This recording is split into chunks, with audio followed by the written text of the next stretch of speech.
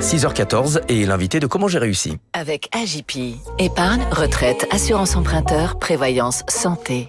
Bonjour Antoine Noël.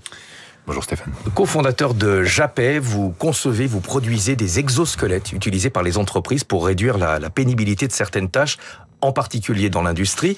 Pour quelles tâches, par exemple, est-ce que vos exosquelettes sont particulièrement adaptés ? Alors un exosquelette, c'est particulièrement adapté quand on n'a pas réussi, par exemple, à automatiser une tâche pénible, quand on n'arrive pas à l'adapter ergonomiquement. La dernière solution, c'est soit les hommes qui se cassent le dos, soit les exosquelettes. Et c'est utile lorsque la tâche est répétitive ou lorsqu'on transporte des charges particulièrement lourdes ? Alors, les différents cas d'usage, ça peut être les tâches répétitives, le port de charges lourdes, les postures à risque, tout ce qui est physiquement très compliqué. Est-ce qu'il y a un type d'entreprise en particulier pour lesquelles les exosquelettes sont particulièrement adaptés ? Je pense bien sûr à l'industrie. Alors aujourd'hui, les exosquelettes sont particulièrement développés dans le secteur industriel et également dans le secteur logistique parce que des tâches très répétitives et également une grave crise du recrutement sur ces secteurs avec une population vieillissante et des nouvelles générations qui sont pas formées sur ces métiers et qui ne veulent pas forcément se casser le dos au travail comme leurs parents. Est-ce que ce type d'équipement est réservé aux entreprises ou est-ce qu'ils sont également accessibles aux particuliers, notamment en termes de prix ? Alors moi, ça fait 15 ans que je développe des exosquelettes. Au début, c'était plutôt des produits pour le militaire. Ensuite, le médical. Ensuite, depuis 5-6 ans, les entreprises. Et là, on commence à avoir de plus en plus d'exosquelettes pour les particuliers, puisque ça devient abordable. Vous avez peut-être déjà d'ailleurs fait du ski avec un exosquelette. Sans le savoir, c'est-à-dire ? Aujourd'hui, il existe des exosquelettes qui sont abordables pour aller faire du ski. Et donc, nous, notre objectif dans les prochaines années, c'est de rendre cet exosquelette abordable pour le quotidien de chacun, au travail ou à domicile. Alors, vous dites abordable, les prix ont été chez vous divisés par 2. Est-ce que ça veut dire que vous avez réduit vos marges ou est-ce que l'augmentation des volumes vous a permis de réduire les coûts de production ? Ou peut-être les deux à la fois ? Alors, c'est les deux à la fois, mais c'est principalement effectivement une augmentation des volumes. Avec la démocratisation de ces produits, on a quasiment triplé, voire quadruplé les volumes de production sur ces 3-4 dernières années. Donc on a fait un pari qui a été réussi puisque effectivement les volumes sont au rendez-vous. Alors justement, comment se porte ce marché ? Est-ce que c'est encore une niche ou est-ce que les volumes sont significatifs pour qu'on ne parle plus justement de niche bien spécifique ? Alors ça reste une niche. Aujourd'hui, on est sur le marché des exosquelettes au travail en France, c'est une dizaine de millions. Ouais. Mais après, à côté de ça, c'est un marché qui grandit entre 30 et 40% par an. Et il faut savoir que c'est un marché qui aujourd'hui, en France, vous avez à peu près 2 millions de personnes qui sont exposées dans leur travail au quotidien à des problématiques de dos.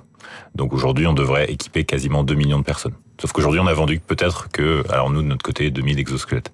Donc en fait, il y a encore une énorme marge de progression. Est-ce que le terme d'exosquelette n'est pas un peu galvaudé ? On trouve sur le marché des appareils relativement simples, abordables, qui sont proposés comme tels, mais qui n'ont pas une grande technicité. Est-ce que c'est pas un peu comme l'intelligence artificielle ? Toutes les entreprises nous disent qu'elles travaillent avec l'IA, et quand on cherche un petit peu, ce sont parfois des algorithmes un peu sophistiqués, mais pas du tout de l'intelligence artificielle. Effectivement, c'est un mot valise qui inclut des produits qui coûtent à la fois 500 €, qui sont juste des sangles textiles, et d'autres produits qui coûtent 15-20 000 €, qui sont des bijoux technologiques. Donc on n'est pas du tout sur les mêmes appellations, mais ça représente aussi cette espèce de mythe pour les clients qui se disent c'est une solution un petit peu comme l'IA, ça fait rêver, ouais.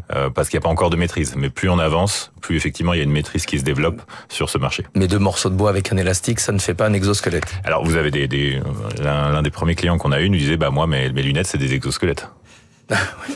Bon, effectivement, chacun sa vision des choses. Les entreprises sont de plus en plus confrontées à ce qu'on appelle les TMS, c'est-à-dire les troubles musculo-squelettiques de leurs salariés. Est-ce qu'elles ont légalement l'obligation de leur fournir des équipements adaptés, par exemple des exosquelettes, pour prévenir toutes ces pathologies ?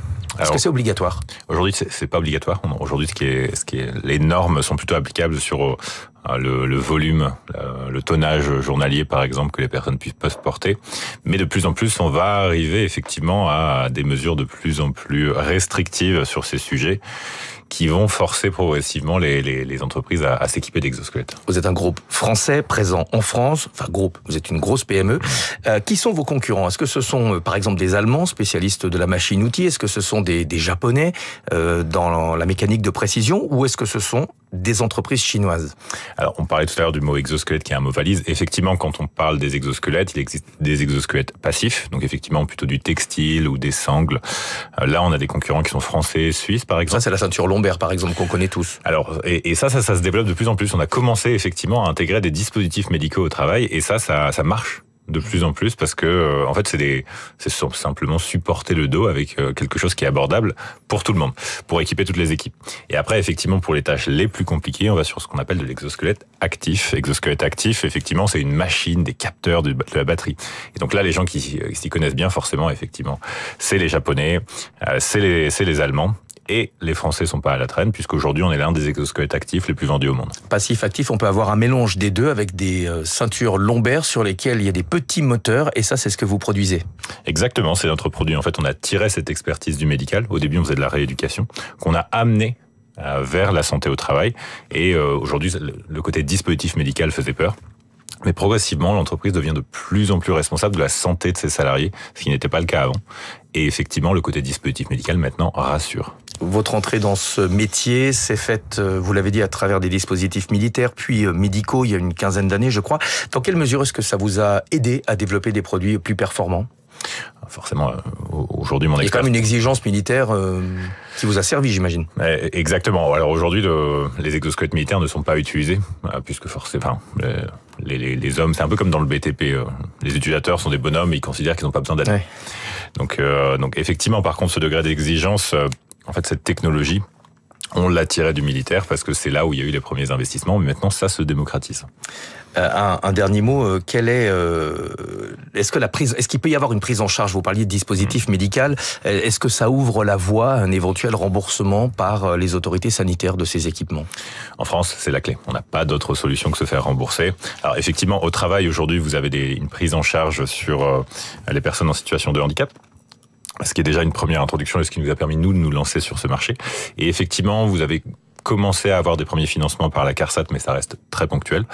On attend par contre, effectivement, avec les mesures liées aux retraites, un allongement de la durée de travail actif, donc de la pénibilité, ce qui générera effectivement potentiellement des remboursements sur ces sujets.